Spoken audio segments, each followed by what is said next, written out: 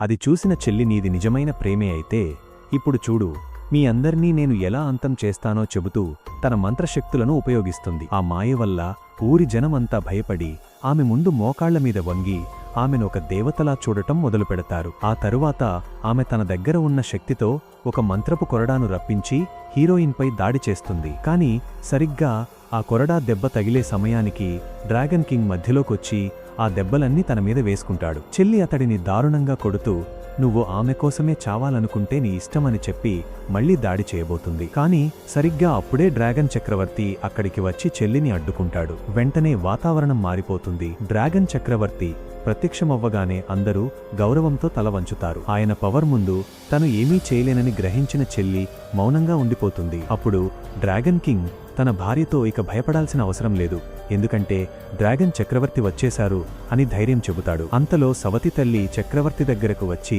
తన కూతురు ఒక అద్భుతమైన బిడ్డకు జన్మనివ్వబోతుందని చెబుతుంది. అలాగే డ్రాగన్ కింగ్ ఒక రాక్షసుడని, తమను హింసించడానికి వస్తున్నాడని, అతడిని చంపేయడం మంచిదని అబద్ధాలు చెబుతుంది.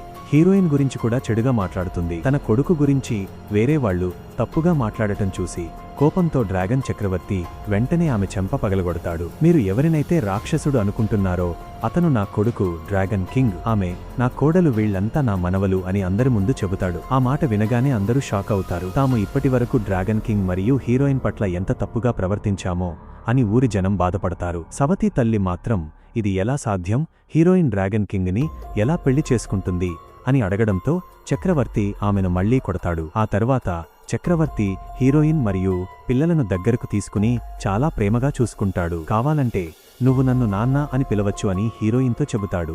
ఇది చూసిన డ్రాగన్ కింగ్ వీరికంటే ముందు నేను మీ కొడుకును అని గుర్తుపెట్టుకోండి అని అంటాడు. దానికి డ్రాగన్ చక్రవర్తి నీకు ఇవ్వాల్సిన ప్రేమ ఎప్పుడో ఇచ్చేశాను, ఇకపై ఈ ప్రేమ అంతా కోడలికి మనవలకు మాత్రమే అని నవ్వుతూ చెబుతాడు. ఆ తరువాత వారు హీరోయిన్కు పెళ్లి కానుకగా ఎన్నో ఆభరణాలు, నగలు మరియు సంపదను తెచ్చినట్లు చెబుతారు. కానీ ఆమె వాటన్నిటినీ తీసుకోవడానికి నిరాకరించింది.